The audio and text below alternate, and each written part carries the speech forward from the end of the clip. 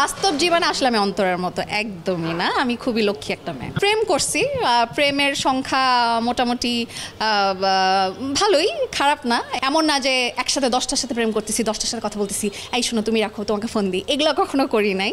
আর bachelor point already shooting শুরু হয়ে গেছে। আমি জানি না এটা বলা ঠিক হচ্ছে নাকি। প্রেমের প্রস্তাব পেতে আসলে কার না ভালো লাগে। শুভর ব্যাপারেও আমাকে অনেক মানুষ জিজ্ঞাসা করেছে শুভ ভাইয়ের কি হবে। অ্যাওয়ার্ডের অনুভূতি তো ডেফিনেটলি ভালো, কারণ হচ্ছে এটা একটা শিল্পীকে ভবিষ্যতে কাজে আরও বেশি আগ্রহী করে। অ্যান্ড যেটার জন্য পেলাম সেটা হচ্ছে ব্যাচেলার পয়েন্ট, যেটা আমাকে একটা নতুন লাইফ দিয়েছে।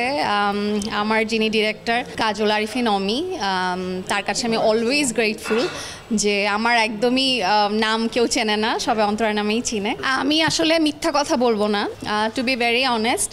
আহামরি কিছু পারি না, বাট চেষ্টা করি। একবার লাইফে গরুর মাংস রান্না করছিলাম আন্দাজি, বাট ওটা কেন জানি খুব মজা হয়ে গেছিলো অ্যান্ড সবাই খেয়ে খুব প্রশংসা করছে। অ্যান্ড আমি খেতে যেহেতু খুব ভালোবাসি, সো যেটা হয় আমার টেস্ট বাটটা ভালো। মানে যখনই কোনো কিছু রান্না করতে যাই স্বাদ নিয়ে রান্না করি, মানে একটু টেস্ট নিয়ে রান্না করলে যেটা হয় যে পরে রান্না যখন শেষ হয় তখন এখন পর্যন্ত কেউ খারাপ বলে নাই, মোটামুটি ভালোই রান্না করি।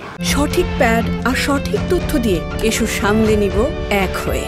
Mona Lisa sanitary napkin. সিনেমা আসলে আমি যখন অনেক পিচ্ছি, যখন সিনেমার এবিসিডিও বুঝতাম না, তখন ইমপ্রেস টেলিফিল্মের ব্যানারে সামিয়া জামান ম্যাডামের পরিচালনায় আকাশ কত দূরে একটা কাজ করেছিলাম চ্যানেল আয়ের।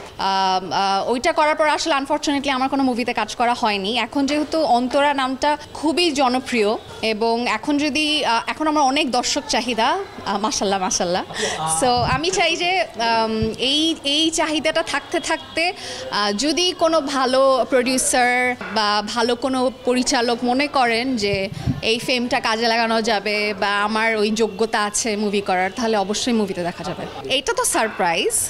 শুভর ব্যাপারেও আমাকে অনেক মানুষ জিজ্ঞাসা করেছে এখন পর্যন্ত যে শুভ ভাই তো দেশের বাইরে, শুভ ভাইয়ের কি হবে, এবং অন্তরা যদি থাকে তাহলে শুভ ভাইয়ের তখন কি হবে যদি অন্তরা যেহেতু আছে। তো এটা আসলে অমি ভাই একটা সারপ্রাইজ রেখেছেন, এটা বলার আমার কোনো রাইট নাই, বাট শুভ ইনশাল্লাহ আছে অ্যান্ড খুব ইন্টারেস্টিংলি ওইটা পোট্রে করার প্ল্যান চলছে।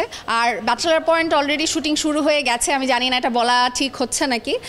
শুটিং শুরু হয়ে গেছে, আমি এখনও স্টার্ট করিনি, অলরেডি ওরা অনেক দিন কাজ করেছে অ্যান্ড সামনেই খুব শীঘ্রই আমি শুটিং জয়েন করব। বাস্তব জীবনে আমি খুবই লক্ষ্মী একটা মেয়ে, এটা আপনারা জানেন কিনা আমি জানি না। আমি খুবই লক্ষ্মী, আমার নামে কোনো বাজে রিউমার নাই অ্যান্ড আমি কখনো কাউকে লাইফে ধোকাও দিই নাই।